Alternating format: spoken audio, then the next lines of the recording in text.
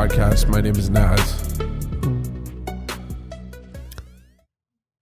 Fun MMA news came in with the announcement of Kamaru Usman facing his former teammate, Gilbert Burns, at UFC 256 on December 12th.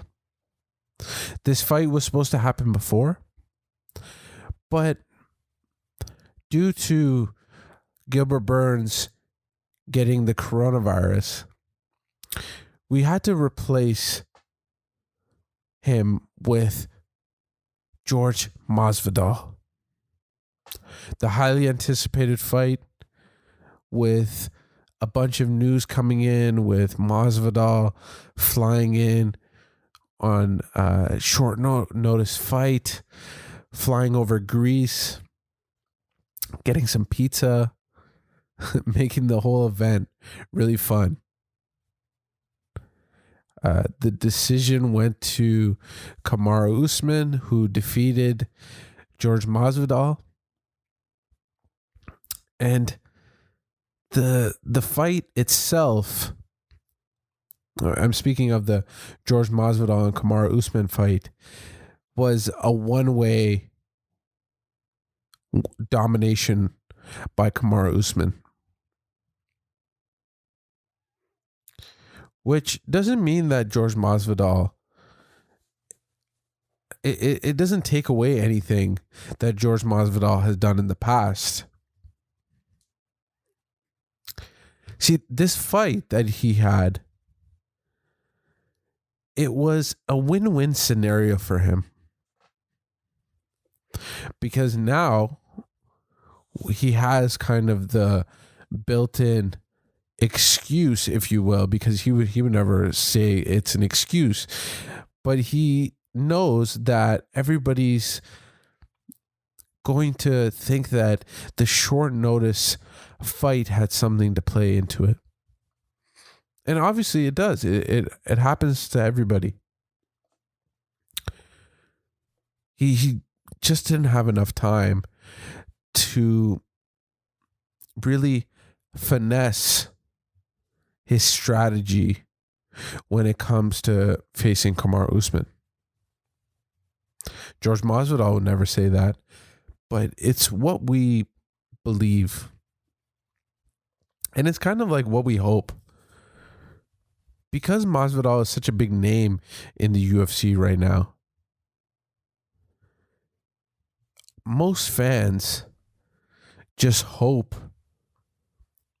that this is the case, that he just didn't have enough time. That's why you have a large majority of people who are actually advocating for Jorge Masvidal to get a rematch against Kamaru Usman.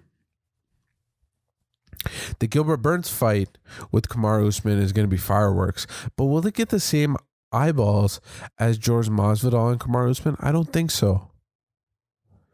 And that's just due to the fact that Jorge Masvidal, he hypes up the fight a lot. He really gets fans involved, and he's willing to give up a lot of his time to the media. With a lot of fighters these days knowing the fact that the media takes up so much of their time. Brian Ortega came out saying that the media just takes up too much of his time.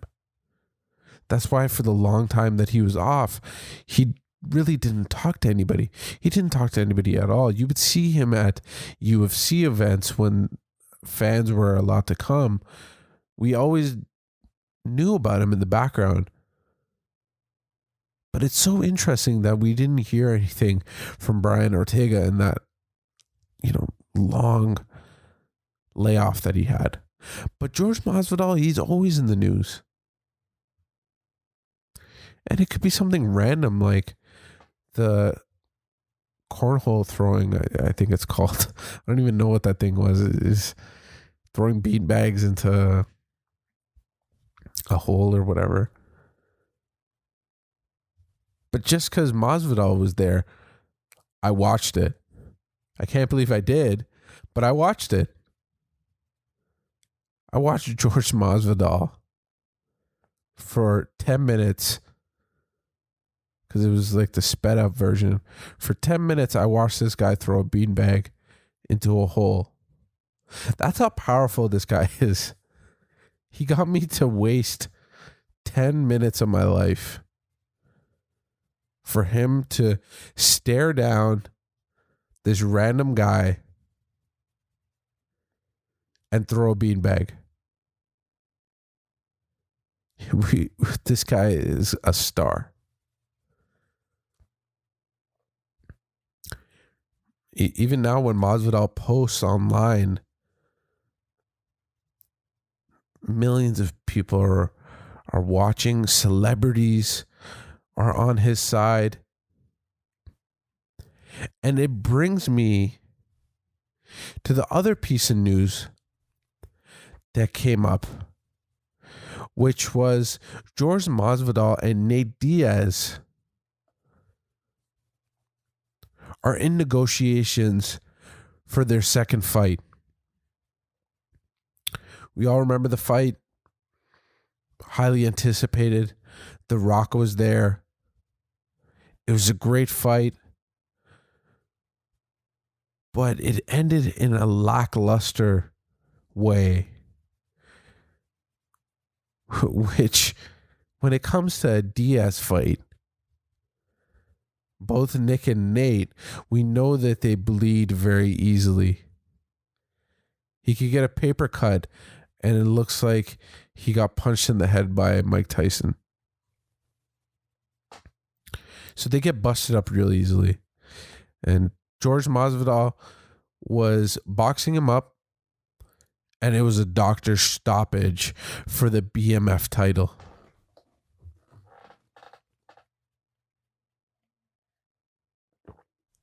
How funny is that? The baddest man in the world, that's what the belt means,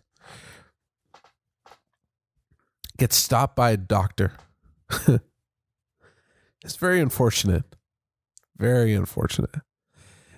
And Masvidal and Nate Diaz knew this.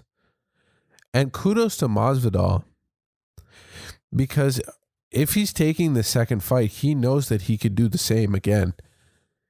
He knows he could beat Nate Diaz.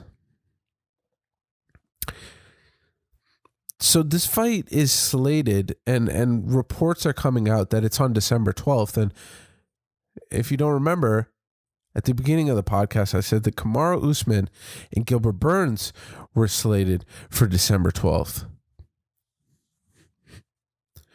So new reports are coming out, and people are just speculating this, myself included, knowing that Nate Diaz and Jorge Masvidal could never, and I repeat, never be a co-main event.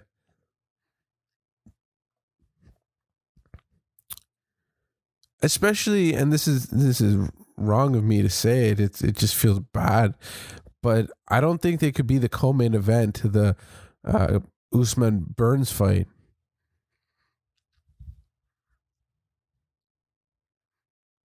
And it would be totally wrong to do it the other way, for a real belt to be a co-main event and the BMF championship match to be the main event. And just to point out, we still don't know if this is for the BMF belt. It probably could be. We all hope it is, but does it really matter? No, not really. It'd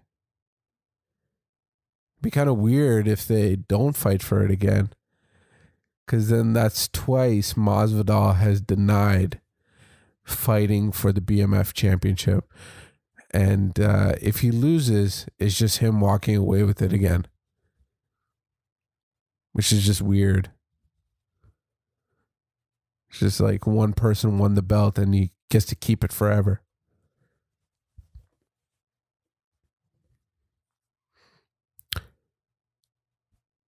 Yeah, and this fight for Masvidal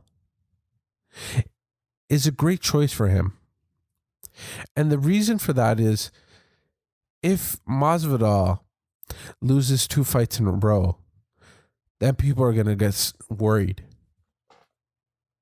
They're going to ask the question, what's going on? He does not want to be on a 2-fight skid. And his division is murderer's row right now. So who could he fight that still has a big name? People respect him. It's the Nate Diaz fight. And for Nate Diaz, his options are slim. He picks and chooses some of the fights that he has. And that just might be due to the fact that the UFC and Nate Diaz know that he's a star and they don't face random people like that. They wouldn't face anybody. The other person has to be a star themselves. And I think what Nate is doing here, he's taking a chance. If he beats Masvidal again, and hopefully next year, the starting of next year, fans are allowed to come back, well, the Conor McGregor fight is there. We all remember when Conor McGregor announced to everybody saying that he's going to have 3 fights in 1 year. So Conor McGregor, we all know he's going to try being active whenever the fans come back. Because that's not just a decision by Conor McGregor. I believe Conor McGregor would want to fight right now.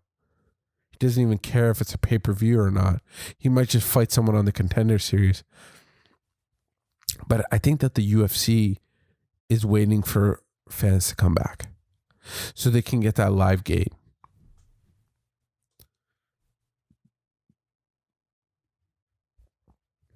And if Diaz wins this fight, then that could be a real great option for him. Conor would take it. It'd be a great way for Conor McGregor to come back.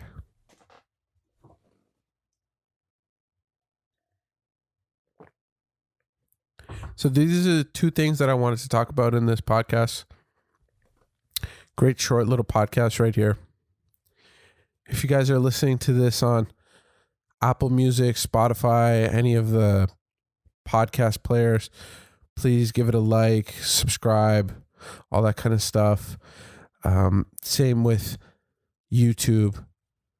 It really helps out. Subscribe, give it a like. And I really appreciate you guys listening. Thank you for taking the time. It means a lot. And I'll talk to you guys soon. This has been the Body Punch Podcast. My name is Naz. Bye.